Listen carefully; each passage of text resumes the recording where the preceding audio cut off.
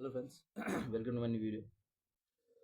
दोस्तों, आज के डेट में डायपर भी स्टेटस सिंबल बन चुका है।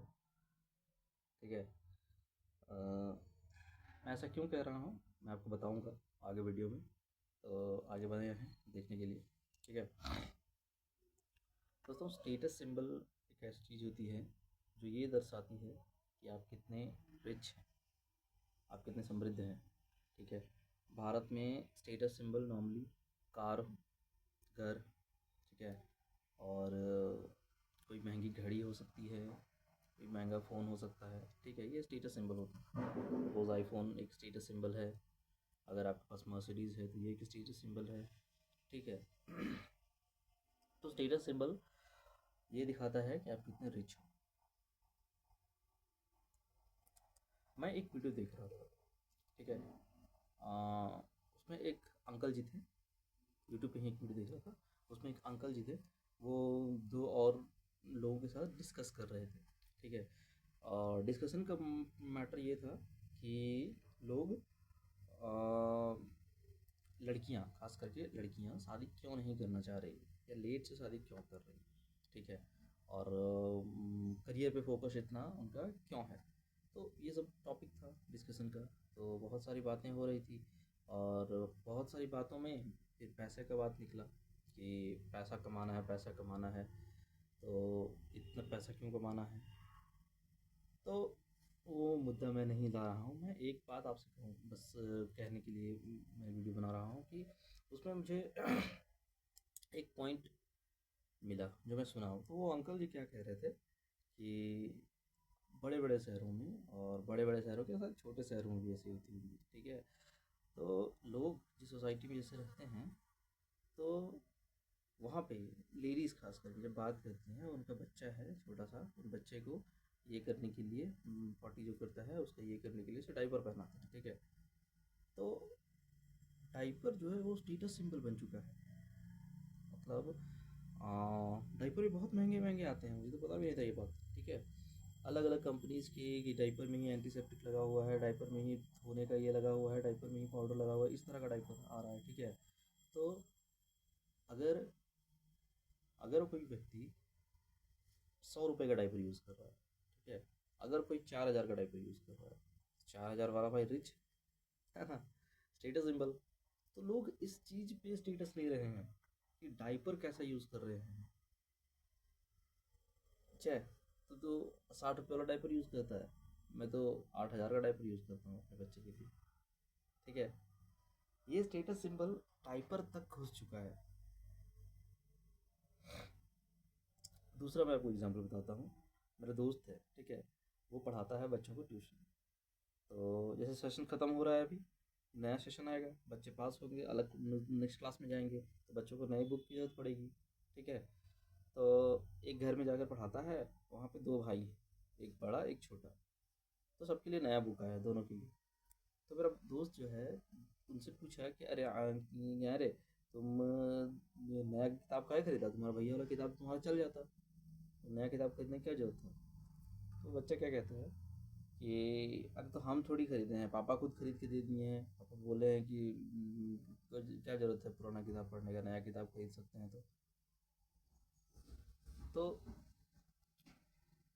ये दूसरा एग्जांपल। तो दोस्तों, मैं ये माइंडसेट में शिफ्ट देखता हूँ, लोग कैसे, आई मीन, एक टाइम था जब बच्चे ज़िद करते थे कि मुझे नया किताब चाहिए, नई किताब चाहिए, और पेरेंट्स उन्हें समझाते थे कि नहीं, नया किताब क्या करो, पुराना किताब से तो पढ़ाई हो जाएगा, पुराना किताब बस बढ़िया रहना चाहिए, मरम्मत ठीक कंडीशन में रहना चाहिए, है ना। हो सकता है आपने भी उस टाइम कभी देखा हो। आज उल्टा हो रहा है। आज बच्चे पुरानी किताब से पढ़ने के लिए तैयार है, लेकिन पेरेंट्स उसे पुरानी किताब से नहीं पढ़ने दे रहे हैं। क्यों? क्योंकि अगर वो पुरानी किताब से पढ़ेगा, स्कूल में कोई उस बच्चे की किताब देखेगा, तो उनका शायद रेपुटेशन कम हो जाएगा कि पुराने किताब से बच्चों को पढ़ा रहे हैं। What's the matter of reputation, किताब में क्या रेपुटेशन ले रहे हो।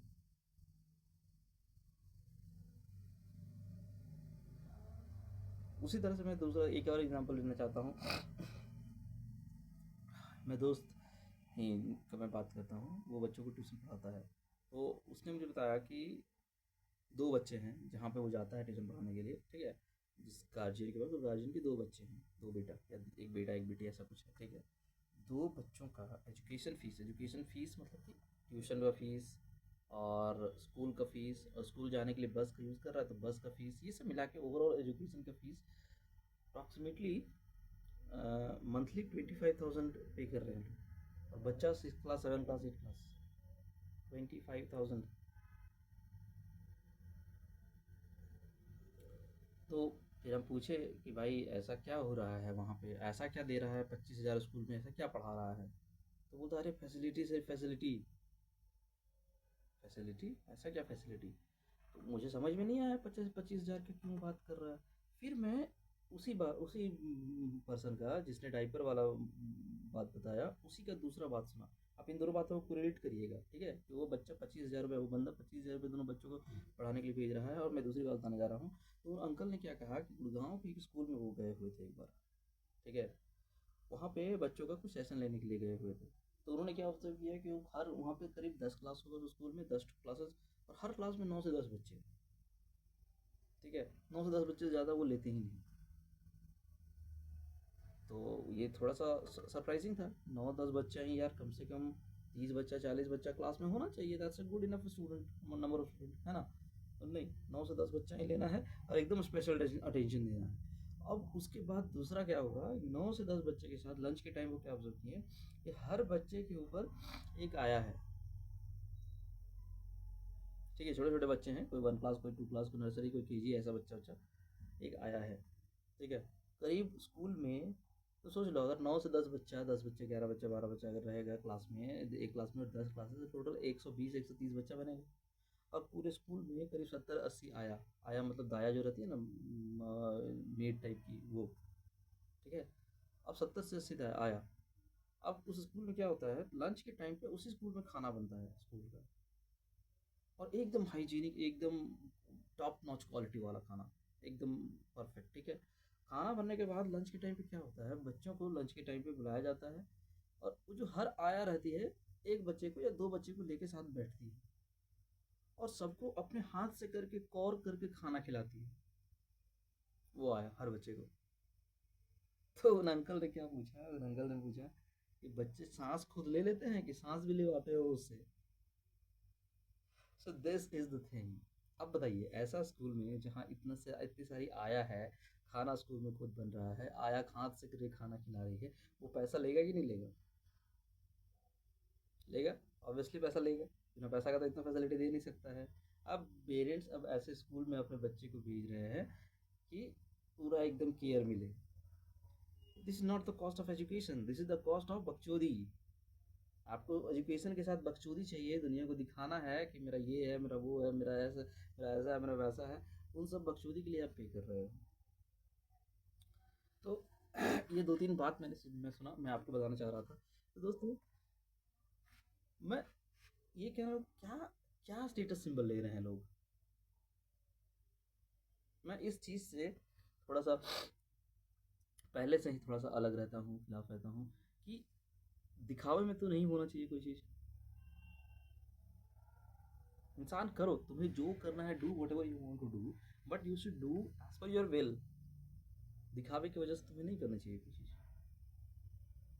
वो बच्चा जिसका 5,000 फीस भर रहा है, 25,000 फीस भरा जा रहा है, वो 2 बच्चों का, ठीक है। अगर 5,000 में दोनों बच्चा का हो सकता है एक डिसेंट स्कूल में, और 20,000 रुपया उस बच्चे के नाम पे ही इन्वेस्ट कर देगा ना, तो आज से 10 20 साल बाद वही 20,000 रुपये मंथली इन्वेस्ट रहेगा। तो उस बच्चे के हायर एजुकेशन या उस बच्चे का कुछ काम स्टार्ट करने के लिए काम आएगा। लेकिन यही 25,000 तुम डालते रहो पूरा सालों सालों सालों साल तक, तो बच्चा स्कूल से निकलेगा, जब ग्रेजुएशन करके निकलेगा, तो ठेंगा कुछ नॉलेज नहीं रहेगा उसको। पानी में डाल रहा है 25,000, क्या रहेगा नॉलेज। अरे किताब पढ़ के क्या कर लोगे, किताब पढ़ के कुछ होता थोड़ी है।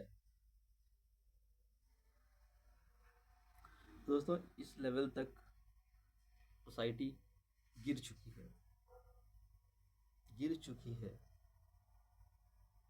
लोगों को बहुत ज़्यादा चुल था एक टाइम पे, पैसा कमाना है, पैसा कमाना है, इंडिपेंडेंट जीना है, इंडिपेंडेंट जीना है। कमाओ, पैसा तो तुम कमा रहा है, लेकिन दिमाग तो नहीं है ना, कुछ दिमाग नहीं है। कैसे फ्रेंडशिप बनाना है, नहीं है दिमाग। कैसे रिश्ता मेंटेन करना है, नहीं है दिमाग। कैसे बच्चा पालना है, नहीं है दिमाग। बच्चा पैदा करना है, बच्चा पालने का बुद्धि है नहीं।